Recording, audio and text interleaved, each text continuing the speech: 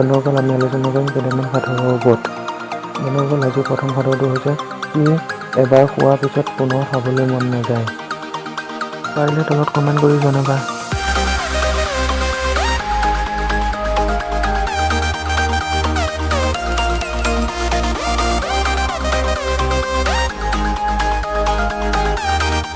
উত্তৰটো হৈছে ঠগ বা ঠগন খোৱা। পিছত প্ৰশ্নটো হৈছে প্ৰশ্ন এটা কৰিছোঁ, উত্তৰ কি?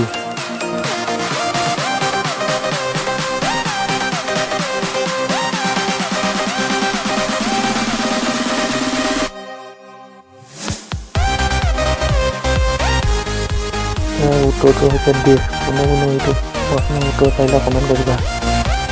নেক্সট প্ৰশ্নটো হৈছে সেইটো কি যিয়ে নেকি কেঁচুৱাক ডেকা ষ্টেটাছ ভৰা কৰি দিয়ে।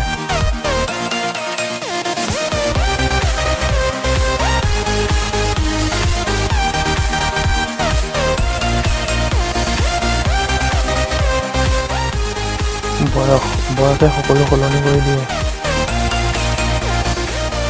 সেইটো কি যাক নিবিচাৰিলেও আহে।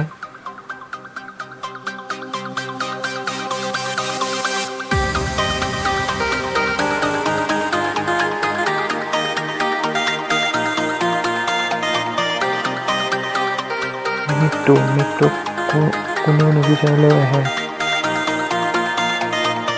কি বস্তু কাটিলে আমি গান গাবলৈ ধৰোঁ।